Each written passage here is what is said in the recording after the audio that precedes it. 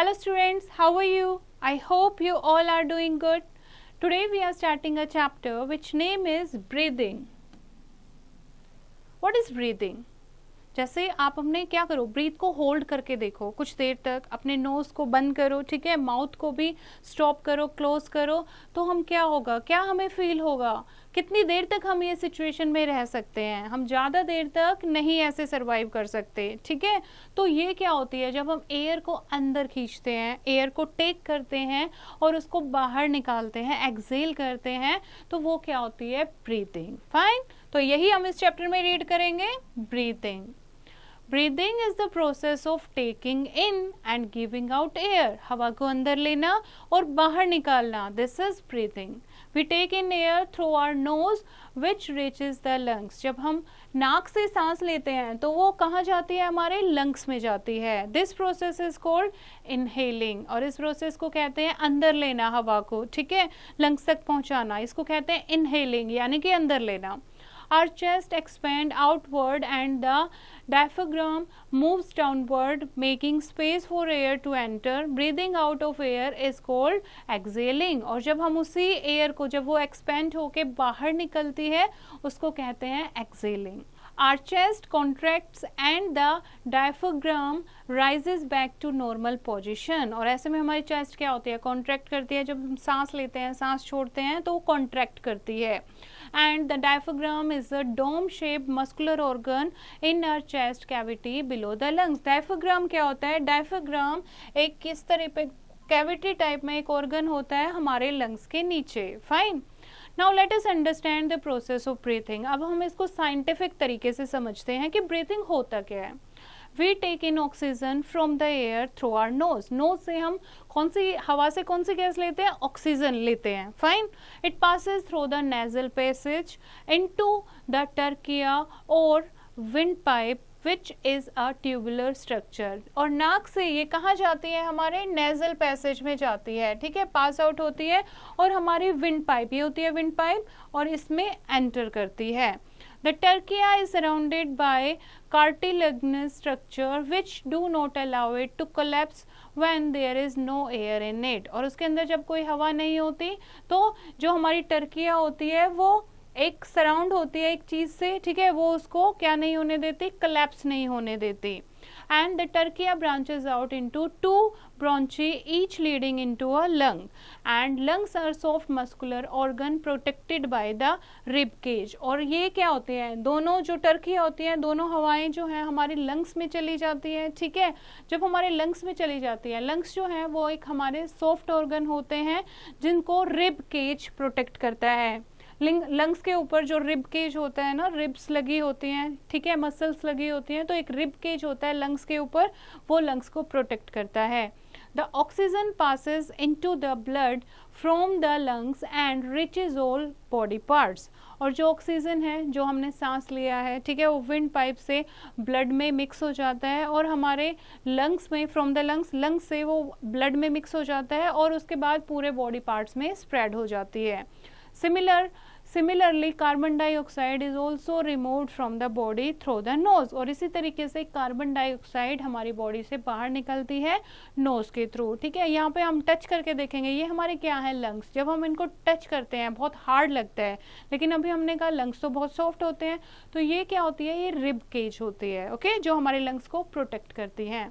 The oxygen that we breathe in helps in burning the food and releasing energy.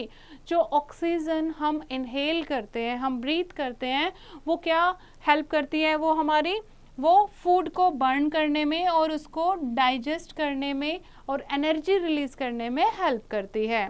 And this is called respiration, और इसी को कहते हैं respiration. It converts the glucose, carbohydrates in the food into energy, which is required to carry out several activities in the entire lifetime. तो इसी तरीके से जो हमारी रेस्पिरेशन का प्रोसेस है, यही ग्लूकोज को, जो ग्लूकोज या कार्बोहाइड्रेट हम फूड के थ्रू इनहेल करते हैं, उसको एनर्जी में कन्वर्ट करने का काम करता है। And this you have to know, Our lungs are quite large organs responsible for breathing. हमारे lungs जो हैं वही breathing के लिए responsible होते हैं. lungs का main function होता है breathing.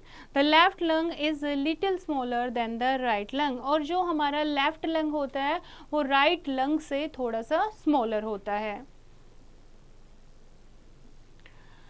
This you have to do.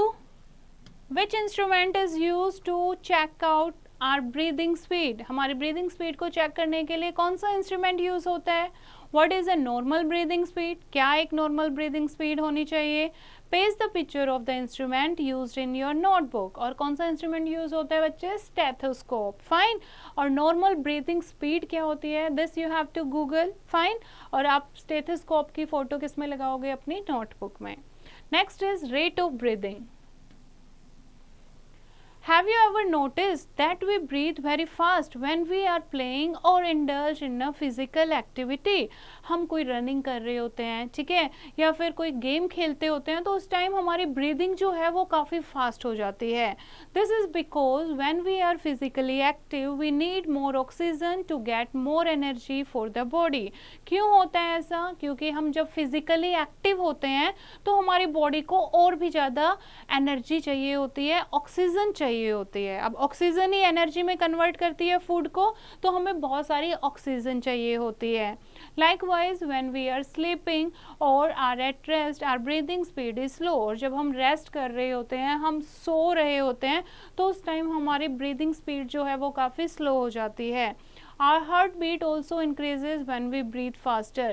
और जब हमारी ब्रीथ फास्ट होती है तो हमारी हार्ट बीट भी तेज हो जाती है. A normal adult heart beats 72 times in a minute. और नॉर्मल हार्ट बीट क्या होती है? 72 टाइम्स. हमारी हार्ट बीट यानी एक मिनट में 72 टाइम जो है वो हार्ट बीट करता है. This is called heart beat. Place your finger on the inner side of your wrist or on the side of your neck. यहाँ पर आप अपनी फिंगर लगा के देखो या फिर अपने रिस्ट पर, जैसे फीवर आप चेक करते हो, राइट, तो ऐसे लगा के देखो और काउंट करके देखो. You will feel a rhythmic beat which is called the pulse. आपको एक रिदम में एक आपको बीट सुनाई देगी, बीट आपको फील होगी, ठीक है, उसको कहते हैं pulse. Now next is how to breathe. सांस कैसे ले सकते हैं हम? We already know that we breathe through our nose. जैसे हमें पता है नोज से हम सांस लेते हैं, नोज से हम ऑक्सीजन लेते हैं. The air enters the nose through nostril. जो नोज के नोस्ट्रिल्स होते हैं उससे जो एयर है वो एंटर करती है. The hair and mucus in the nose prevent the dust particles from entering our respiratory tract and causing infection. जो हमारे नोस्ट्रिल में छोटे छोटे हेयर होते हैं और म्यूकस होता है, ठीक है, ये हमारे नोज में डस्ट पार्टिकल को अंदर एंटर करने से रोकता है. Therefore, we must never breathe through our mouth. इसीलिए हमेशा अपने नोज से हमें ब्रीथ करना चाहिए, क्योंकि हमारे नोज के जो हेयर हैं वो फिल्टर का काम करते हैं. कभी भी हमें माउथ से सांस नहीं लेना चाहिए. The air that we breathe out is warm because our body is warm inside at 98.5 degree Fahrenheit. ये हमारी बॉडी का क्या होता है? टेम्परेचर होता है. जो हम सांस बाहर निकालते हैं वो थोड़ी सी गर्म हमें फील होती है. क्यों होती है? क्योंकि हमारी बॉडी अंदर से गर्म होती है. When we breathe, our cells get oxygen to work, grow and perform their functions. जब हम सांस लेते हैं हमारे सेल्स जो हैं उनको ऑक्सीजन मिलता है, फिर वो काम कर पाते हैं, ग्रो कर पाते हैं और अपने फंक्शंस करते हैं. This oxygen is attained by breathing in fresh air. Breathing helps us to live a healthy, stress-free and disease-free life. This you have to do. Name a few things for which you blow air from your mouth. ऐसी कब आप अपने mouth से हवा को blow करते हो, ऐसी एक्टिविटी लिखो, ठीक है, कैसी किस कंडीशन में हमें अपने माउथ से ब्लो करना पड़ता है. जैसे कि आप बैलून फुलाते हो, ठीक है, तो आप क्या करते हो? अपने माउथ से ब्लो करते हो एयर. तो ऐसी और कौन कौन सी चीज़ें होती हैं? नेक्स्ट है activities that involve breathing. Breathing not only supports life but it is useful in many other activities. जैसे we all celebrate our birthday. हम सब लोग अपना बर्थडे मनाते हैं, तो हम कैंडल को कैसे पुट ऑफ करते हैं? We blow out air from our mouth. हम अपने माउथ से क्या करते हैं? ऐसे करते हैं, ठीक है, एयर को ब्लो आउट करते हैं कैंडल बुझाने के लिए. तो ये ब्रीदिंग का ही प्रोसेस है. Second, While sipping hot tea or coffee, we blow air to cool it. जब हम चाय और गर्म कॉफ़ी पी रहे होते हैं तो हम अपने माउथ से एयर को ब्लो करते हैं ताकि वो ठंडा हो जाए. We keep our hands warm by blowing our breath on them. जब सर्दियों में हमें ठंड लगती है तो हम क्या करते हैं, उस पर हवा ऐसे डालते हैं, ब्लो करते हैं, ठीक है, ताकि हमारे हैंड जो हैं वो गर्म फील करें. Our breath cools any burning sensation. कभी भी हमें कुछ जलन होती है, कुछ हमारा कहीं से हाथ जल जाता है, बर्निंग सेंसेशन फील होती है, तो वहाँ पर हम फूंक मारते हैं तो हमारी ब्रीथ उसको कूल कर देती है. The moisture of our breath is used to clean our specs. ठीक है, तो क्या करते हैं, जब हम स्पेक्स हैं, हमारे स्पेक्स हमारे कई बार हमें धुंधला दिखता है तो उसे क्लियर करने के लिए हम माउथ से क्या करते हैं, ब्रीथ करते हैं, ऐसे करते हैं स्पेक्स पे, फिर हम उसको क्लॉथ से साफ करते हैं. ठीक है, और we blow at the flame in the चूल्हा to help it burn better. और जब चूल्हे में हम आग जलाते हैं तो तब भी हम क्या करते हैं, एयर को ब्लो करते हैं.